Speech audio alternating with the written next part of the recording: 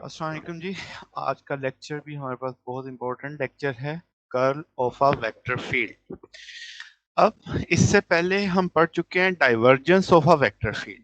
उसमें क्या भला पड़ा था कि वो जो डेल ऑपरेटर था वेक्टर फील्ड पे अप्लाई होता है, ऑपरेट करता है, तो रिजल्ट के तौर पे एक स्केलर फील्ड आती है।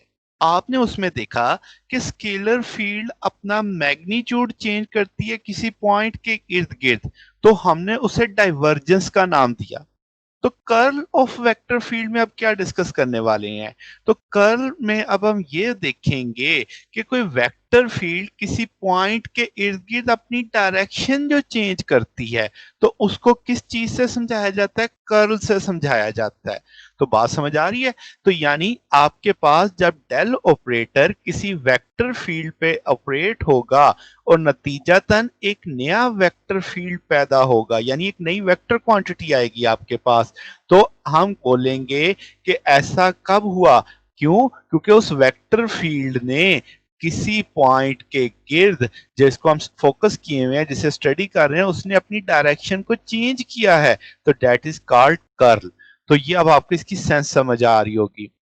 तो अगर हम कहेंगे कर्ल ऑफ वेक्टर फील्ड बताती क्या है, तो हम कहेंगे किसी वेक्टर फील्ड का किसी पॉइंट के गिर्द जो घूमना है, उसके घूमने की जो सलाहियत है, उसको मेजर करती है। तो जनाबे वाला, अब आपको समझ आ रहा होगा कि वेक्टर फील्ड क्या मेजर करता है। ओके जी। अगर हम प्रॉपर डेफिनेशन की तरफ चलें, तो कर्ल ऑफ वेक्टर फील्ड क्या रिप्रेजेंट करता है? तो हम इसे बोलते हैं सर्कुलेशन पर यूनिट एरिया। तो आपके पास इस तरीके से कर्ल ऑफ वेक्टर की वैल्यू हमारे पास आ जाती है। अब चूंकि एक वेक्टर चीज है, तो इसके पास मैग्नीट्यूड भी होगा, इसके पास डायरेक्शन भी होगी।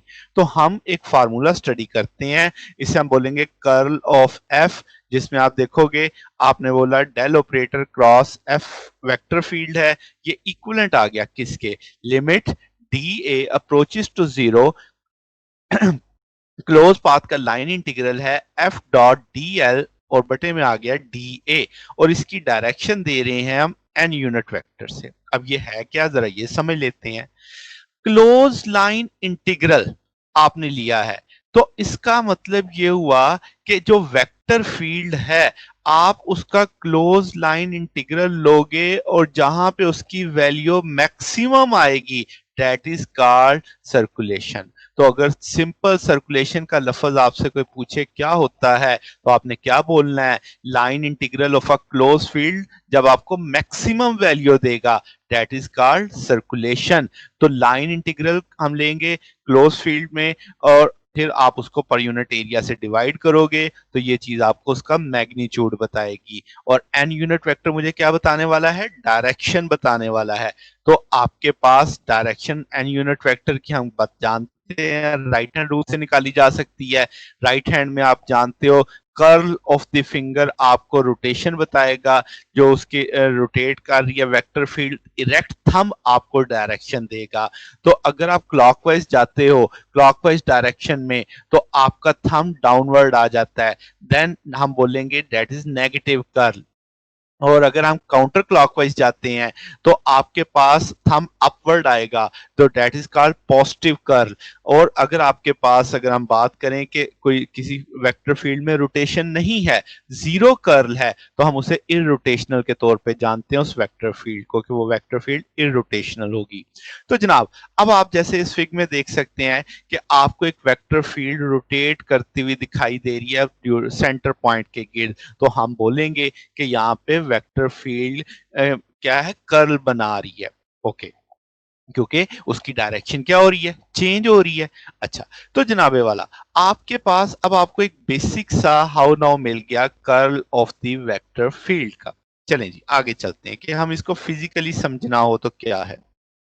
लेट्स से हमारे पास एक रेक्टेंगुलर प्लेन एरिया है जिसमें से वेक्टर फील्ड गुजर रही है, तो हमने लाइन इंटीग्रल निकालना ओवर द बाउंड्री। तो इसका ना इसकी चार साइडें होंगी, तो ये जो चार साइडें हैं तो चार लाइंस आ गई, इन सब का लाइन इंटीग्रल अलग अलग देखेंगे, एट द एंड जमा कर देंगे।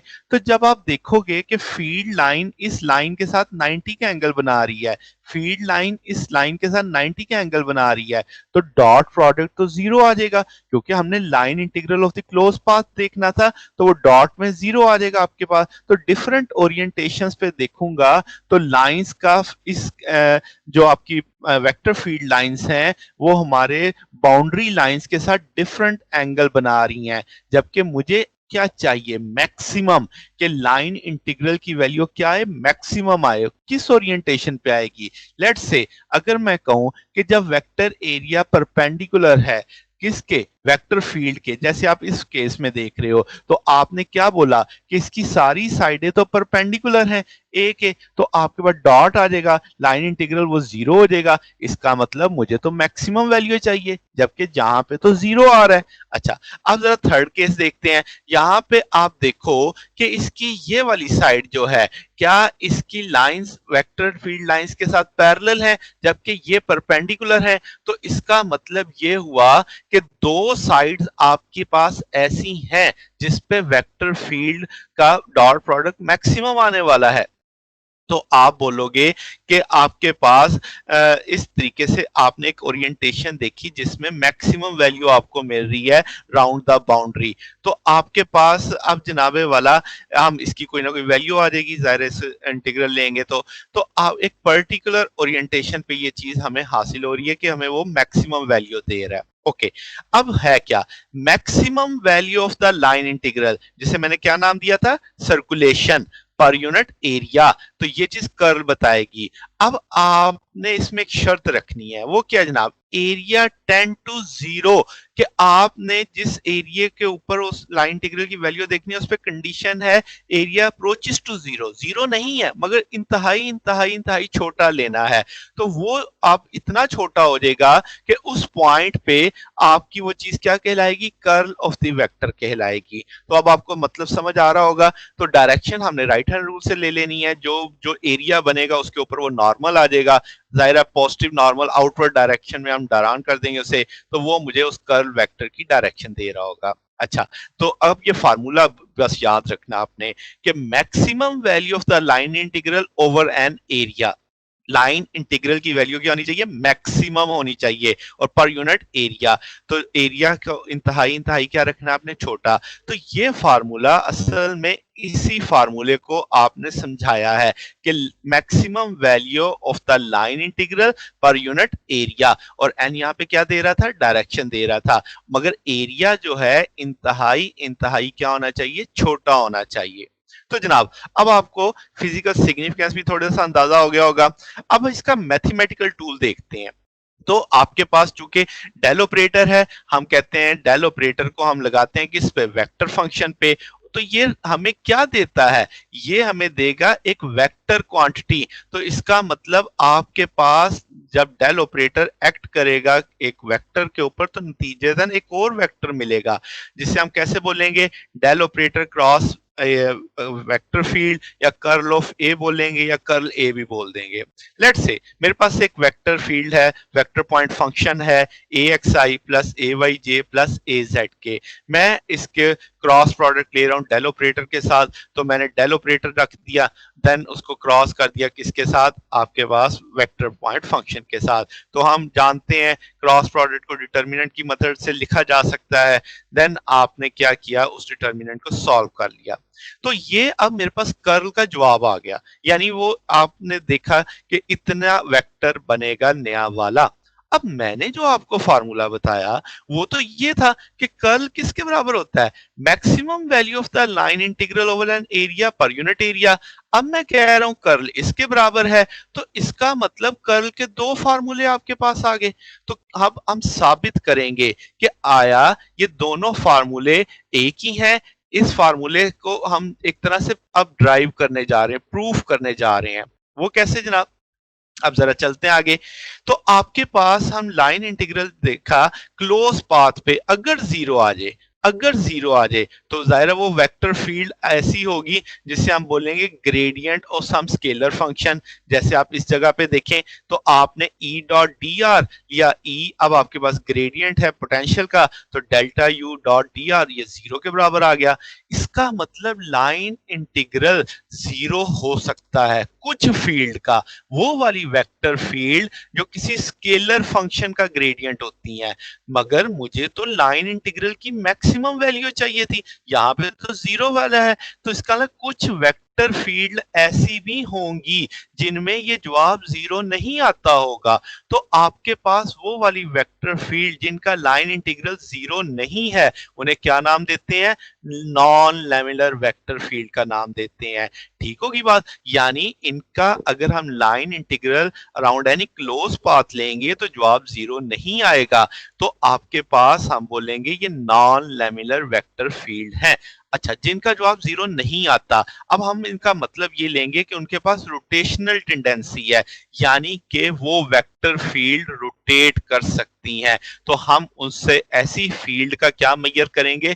कर्ल मेजर करेंगे। तो ऐसी फील्ड जिनका लाइन इंटीग्रल क्लोज पाथ के गिर्द जीरो ना आए, उनको नॉन लैमिलर वेक्टर फील्ड बोला जाता है। उन्हीं का कर्ल हम मालूम करते हैं। ठीक होगी बात? अच्छा, अब आगे चलते हैं। ये बात हम पहले भी पढ़ चुके हैं, maximum value of the line integral. ठीक है, जिससे हमने क्या नाम दिया हुआ है? सर्कुलेशन का नाम दिया हुआ है। फिर आपने उसे किस पे लेना है? पर यूनिट एरिया पे लेना है। जब आप ये maximum value of line integral per unit area ले लोगे, वो आपको क्या बताएगा? वो आपको बताएगा curl of the vector field बताएगा। देन आपके पास क्या है? डायरेक्शन कैसे निकलेगी? डायरेक्शन हमने कैसे लेनी है? पॉजिटिव नॉर्मल से, और वो राइट हैंड रूल की मदद से आप देख सकते हो। तो आपके पास उसको आपने ऐसे रखना है, यानी जब जिस उस एरिया पे वो नॉर्मल ड्रा करना है, जिस एरिया पे लाइन इंटीग्रल क्या होगा, जिस ओरिएंटेशन पे लाइन इंटीग्रल क्या आएगा? मैक्सिमम आएगा। तो दोबारा से नॉर्मल किस प्लेन पे ड्रा करने वाले हैं? उस उस एरिया की उस ओरिएंटेशन पे ड्रा करेंगे जहां पे लाइन इंटीग्रल क्या होगा? मैक्सिमम होगा। चलें, मैं आपको दिखाता हूं। आपके पास लेट से हमने एक पॉइंट ले लिया P, उसके ज़ाहिर कोऑर्डिनेट्स होंगे एक्स वाई जी के। तो हम उस P पॉइंट को सेंटर पे लेट से ले रहे हैं। जैसे आप इस जगह पे देख रहे हैं, आपको एक एरिया भी दिख रहा है इसके अंदर, ये एक्स वाई प्लेन के अंदर लाई कर रहा है। तो अब अगर हम कहें कि आपके पास इस साइड को dx बोल दें, एक साइड को dy बोल दें, तो इसका एरिया आपके पास ये वेक्टर फील्ड के अंदर पड़ा है। तो हम बोलेंगे इसका नॉर्मल ड्रॉन करो, तो नॉर्मल अल्टीमेटली किस अपवर्ड आएगा? तो ये किस एक्सिस के अलोंग आ रहा है? जी एक्सिस के अलोंग आ रहा है। तो इसका मतलब अब आपने डायरेक्शन तो मालूम कर ली, तो आपको कर्ल भी दिखाई दे रहा है, रोटेशन दिखाई दे रही है। अब हमने इसको मेजर करना है बुनियादी तौर पे। तो आपके पास वेक्टर फील्ड हमने किस पॉइंट पे देखी? पी पॉइंट पे देखना है। आपने कहा कि इसका जो एरिया है वो किसके अलोंग आ गया? जी एक्सिस के अगेंस्ट, नॉर्मल जिसे हमने बात की थी।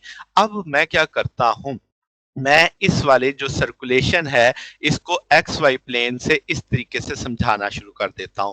तो आपके पास ए बी सी डी, तो आपने देखा कि ए बी सी डी आपको दिख रहे हैं यहाँ पे। ए से बी तक जो जाते हैं तो लेंथ कितनी है? D x. बी से सी तक और डी से ए तक डी वाई आ जाएगी, और सी से बी तक जाएंगे तो आपके पास जनाबे वाला डी एक्स के बराबर आएगा। अच्छा, अब मैं चाहता क्या हूं? मैं देख रहा हूं कि यहां पे सेंटर पे जो फील्ड की वैल्यू है, यहां से इधर जाते जाते कितना चेंज आएगा, यानी अपवर्ड, इस सेंटर पॉइंट से ऊपर की जानिब, इस सेंटर पॉइंट से नीचे की जानिब, इस सेंटर पॉइंट से राइट पे और इस सेंटर पॉइंट से लेफ्ट पे जाते हुए फील्ड में चेंज कितना आएगा। तो पहले तो मैं आपको एक चीज समझा देता हूं, rate of increase of A Y, कि मैंने ए वाई में इंक्रीज देखना है या चेंज देखना है। तो जब मैं ए वाई फंक्शन को नोट करूंगा, तो क्या हम अलोंग इस एक्स एक्सिस पे जाएंगे, इधर जाएंगे, इस तरफ जाएंगे? तो आप किस एक्सिस के अलोंग मूव कर रहे हैं? यहाँ पे ए वाई जब इस तरफ जाऊंगा तो वाई आप एक्स एक्सिस के अलोंग गए, इस तरफ गए तो ये आपके पास, क्योंकि ये वो साइड है ना जो वाई एक्सिस के अलोंग है, तो आपने इसके मिड पॉइंट पे चेंज देखनी है। तो आप बोलोगे कि वाई ए वाई की जो चेंज है partial A Y over partial x, यानी वो चेंज ए वाई फंक्शन की हमने देखी किस एक्सिस के अलोंग? एक्स एक्सिस के अलोंग देखी। इसी तरीके से अगर हम कहें rate of increase of A x में जो आपने इंक्रीज देखना है अलोंग वाई एक्सिस, तो वो हम इस तरफ जाएंगे, ये डी एक्स है तो ये भी डी एक्स है। तो जब आप इसमें चेंज देखने जाओगे तो आप किस एक्सिस के अलोंग हो, तो वाई एक्सिस के अलोंग हो, तो कैसे लिखोगे, partial A X over partial Y लिखोगे। तो ये तो आपको चेंज आने का वो पता लग गया कि हम किस एक्सिस के अलोंग चेंज नोट कर रहे हैं। अच्छा, अब अगर मैं कहूं कि ये पॉइंट है, आप सेंटर से नीचे की जानिब आ रहे हैं डी एक्स के ए बी के दरमियान में, तो अब बताओ जरा कि कुल लेंथ ए से डी तक कितनी है, डी वाई। अगर मैं कहूं सेंटर से यहां तक ए बी के मिड तक लेंथ कितनी होगी, तो आप बोलोगे डी वाई बाई टू, यानी हाफ होगी। हम जा किस तरफ रहे हैं, नेगेटिव वाई एक्सिस की जानिब। तो इसका मतलब ये हुआ कि अब आप ए एक्स से नीचे की जानिब जब जाएंगे तो इस पॉइंट पे आपने नई फील्ड मालूम करनी है। तो पहले तो मैं चेंज देख लूं ना कि फील्ड में चेंज कितना आया।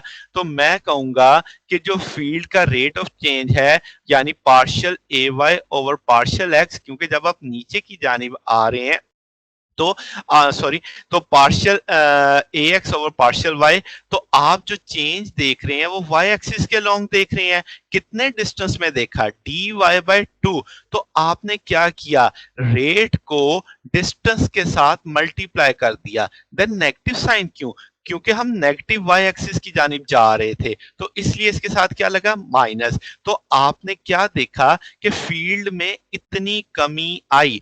आपने उस रेट को डिस्टेंस से मल्टीप्लाई किया और साथ में माइनस लगाया, क्योंकि आप नेगेटिव वाई पे जा रहे हो। तब अब ये चेंज आ गया, तो नेट कितना होगा, ए बी के मिड पे नेट कितना बनेगा। तो हम बोलेंगे ए एक्स जो ओरिजिनल था उसमें से ये वैल्यू माइनस कर दो, तो A X minus one by two partial A X partial Y into D Y आ जाएगा। इसी तरीके से अगर मैं सोचूं कि इस सेंटर पॉइंट से ऊपर सी डी के मिड तक जाना है, तो अब भी कितना डिस्टेंस कवर होगा, डी वाई बाई टू। अब भी आप किस एक्सिस के लॉन्ग चल रहे हैं, partial A X over partial Y.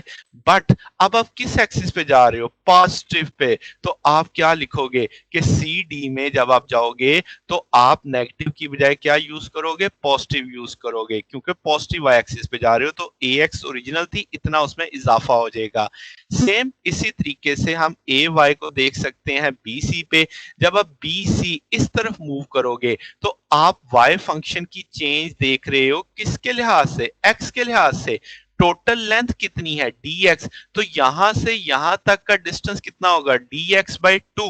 तो D x by two multiply करेगा किससे, पार्शियल ए वाई और पार्शियल एक्स से। अब चूंकि हम पॉजिटिव एक्स एक्सिस पे जा रहे हैं तो वो पॉजिटिव आ जाएगा। तो आप देखो आपने क्या लिखा, A Y plus one by two partial A Y partial X into D X. Same हम इसके साथ नेगेटिव आ जाएगा, क्योंकि हम नेगेटिव एक्स एक्सिस की जाने मूव कर रहे हैं।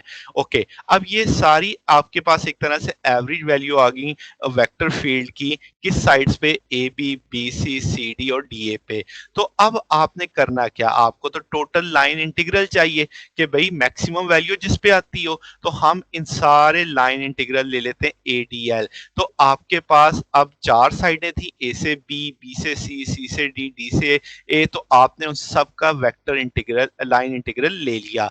अब आपके पास चूंकि डॉट प्रोडक्ट है तो हम कंपोनेंट ऑफ ए लेंगे अलोंग ए बी, क्योंकि ए बी साइड है और ए बी का वो कंपोनेंट आ जाएगा। Component of A along B C, और बी सी कंपोनेंट लेंथ आ जाएगी। देन आप component of A along C D into C D आ जाएगा, माइनस साइन 180 कॉस 180 आ जाएगा, बिकॉज कंपोनेंट ऑफ ए और सी डी एक जो लेंथ है वो एक दूसरे के अपोजिट होगी। क्यों, क्योंकि सी डी आपके पास इस तरफ जा रहा है जबकि ए का कंपोनेंट इस तरफ होगा, बोथ आर अपोजिट। तो इसलिए कॉस 180 और माइनस साइन आ जाएगा आपके पास। Same component of A along D और लेंथ डी ए आ जाएगा। अगेन वही केस होगा कि कंपोनेंट आप और लेंथ एक दूसरे के अपोजिट आएगी, तो cos 180 माइनस आ जाएगा। अब इन सब की वैल्यू हम जानते हैं, हमारे पास कंपोनेंट ऑफ ए अवेलेबल है, हमारे पास लेंथ अवेलेबल है। हम वैल्यूज प्लेस कर देंगे। Component of A along A B हमने कैलकुलेट किया, A X minus one by two half partial A X और partial Y into D X, और लेंथ कितनी आ जाएगी, ए बी कितना था, डी एक्स के बराबर था। सेम इसी तरीके से हम ये values component of A along B C into B C डाल देंगे, A Y plus one by two partial A Y और partial X D X into D Y, ये सारी वैल्यूज प्लेस हो गई। अब हम इसमें इनसाइड मल्टीप्लाई कर देंगे, तो ए एक्स वाला कंपोनेंट यहाँ पे भी है, ए एक्स वाला कंपोनेंट यहाँ पे भी है, इन दोनों को इकट्ठा करके लिख देंगे। इसी तरीके से ए वाई वाला कंपोनेंट यहाँ पे है, ए वाई वाला कंपोनेंट यहाँ पे है, उन दोनों को इकट्ठा करके लिख देंगे। इसमें से D X D Y common ले लेंगे, तो आपके पास ये चीज आ गई सर्कुलेशन। अब ये मैक्सिमम वैल्यू आ रही है क्योंकि डॉट हमने 0 और 180 कंसीडर किया है, मैक्सिमम आ रहा है आपके पास। अब हमने जो डेफिनेशन कर्ल की पढ़ी थी वो तो थी सर्कुलेशन पर यूनिट एरिया, तो अब हमने आपके पास अल्टीमेटली हमें पता है कि ये एरिया डायरेक्टेड है किस एक्सिस की जानिब, जी एक्सिस की जानिब, तो डायरेक्शन हमें मालूम है। ओके, अब आपने क्या किया कि आपने सर्कुलेशन जो फाइंड आउट की पर यूनिट एरिया, ये डी एक्स डी वाई से कट जाएगा into k unit vector because we are along z axis, then that is the circulation of a आ गया आपके पास। ये आपने किस प्लेन में देखा, एक्स वाई प्लेन के लिए देखा। इसी तरीके से अगर हम वो वाई जी प्लेन के लिए देखें तो ये आंसर आ जाएगा curl of A partial E Z partial Y minus partial A Y और पार्शियल जी इंटू आई आ जाएगा, तब हमारी डायरेक्शन एक्स एक्सिस की जानिब होगी। अगर हम जेड एक्स प्लेन को देखें तब हमारे पास ये आ जाएगा। अब नेट कैसे होगा, टोटल कैसे देखेंगे सबका, तो उन सबको जमा कर देंगे, सबका सम अप कर लेंगे, तो आपके पास क्या हुआ, तो ये तो वही आ गया ना जो हमने क्रॉस प्रोडक्ट बनाया था del operator cross vector field का। तो इसका मतलब कि सर्कुलेशन पर यूनिट एरिया ही मुझे कहां तक ले जाता है, आपके पास cross product of curl vector field का ले लेता है डेल ऑपरेटर के साथ। तो ये एक तरह से प्रूफ था हमारे पास curl of a vector field के फार्मूले का। ओके, अब इसका एक अल्टरनेटिव वे प्रूफ भी है हमारे पास। लेट्स से हमारे पास v एक वेक्टर फील्ड है जो कि वेलोसिटी है किसकी, फ्लूइड फ्लोइंग की। हम उसके कंपोनेंट देख लेते हैं, vx है, vy है और vz है। हम सिंप्लिसिटी के लिए सिर्फ कौन सी प्लेन देख रहे हैं, yz प्लेन देख सकते हैं लेट्स से। तो vy जो है ये y का अगर फंक्शन हो तो आप देखो ये y एक्सिस है, तो क्या सारी की सारी आपको एक ही डायरेक्शन में जाती हुई दिखाई दे रही है, y एक्सिस के अलोंग है सारी की सारी, तो parallel to the y axis है, ठीक होगी बात। अब अगर वी वाई z का फंक्शन हो तो अब आप देखो कि जैसे जैसे मैं z एक्सिस पे जाता हूं क्या सबकी वैल्यू वेरी नहीं कर रही, आपके पास किसी की वैल्यू कम है, किसी की वैल्यू क्या है, ज्यादा है, मगर ये सब relative to one and other है, एक दूसरे के लिहाज से इनकी वैल्यू वेरी कर रही है। अच्छा ओके, अगर मैं कहता हूं वी वाई वाई एक्सिस के लॉन्ग है, तो अब आप उसको देखो कि z एक्सिस के लिहाज से अकॉर्डिंग टू द z, जब मैं ऊपर जाऊंगा तो z इसकी वैल्यू में कमी आ रही है, जब मैं इस वी वाई से नीचे जाऊंगा तो वेलोसिटी बढ़ रही है। तो आप देखो वी वाई प्लस मैंने z एक्सिस के लिहाज से में एडिशन शो कर दिया। ओके, अब मैं देखता हूं वी वाई को z के लिहाज से, तो आप बोलोगे कि मैं z से y की जानिब चेंज को देखूंगा, z एक्सिस के रेफरेंस से y को, तो आप ये क्लॉकवाइज जा रहे हैं। तो जब आप क्लॉकवाइज जाते हैं तो कर्ल आपको शुरू में पढ़ाया, क्लॉकवाइज कर्ल क्या होती है, नेगेटिव होती है, याद रखिएगा अब ये बात। और इसी तरह अगर मैं vz को देखूं किसके लिहाज से, y कंपोनेंट के लिहाज से, तब आप y से जाएंगे किसकी जानिब देखने, z की जानिब देखने, that is anti clockwise. Anti clockwise आपके पास कर्ल क्या होती है, पॉजिटिव होती है। तो अब आपने दोनों कंपोनेंट्स की वेलोसिटी को एक दूसरे के लिहाज से देखा, तो नेट रोटेशन आप कैसे देखेंगे, तो आप क्या करोगे, नेट में आपने एक इस वाले को एंटी क्लॉकवाइज वाले को पॉजिटिव लिया और क्लॉकवाइज वाले को क्या लिया, नेगेटिव लिया, और ये वाई जेड प्लेन पे जो नॉर्मल आएगा वो एक्स की जानिब आएगा, तो डायरेक्शन क्या आ जाएगी, आई यूनिट वेक्टर आ जाएगा।